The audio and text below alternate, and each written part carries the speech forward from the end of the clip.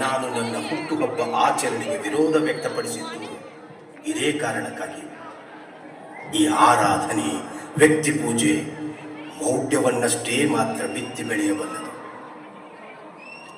ನಡೆಗಳಲ್ಲಿ, ನುಡಿಗಳಲ್ಲಿ ಕಂಡುಕೊಳ್ಳುವುದನ್ನು ಗುಡಿಗಳಲ್ಲಿ ಕಂಡುಕೊಳ್ಳುವಂತಾಗಿರುವುದು ವೈಚಾರಿಕ ದಾರಿದ್ರ್ಯ.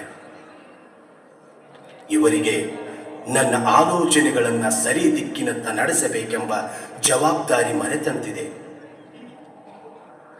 ಕೆಲವರಿಗೆ ನನ್ನ ಹೆಸರು ಹೊಂದಿದ್ರೆ ಸಾಕು, ಭೀಮರಾವ್ ಅಂಬೇಡ್ಕರ್, ಬಾಬಾ ಸಾಹೇಬ್ ಅಂಬೇಡ್ಕರ್, ಡಾಕ್ಟರ್ ಅಂಬೇಡ್ಕರ್.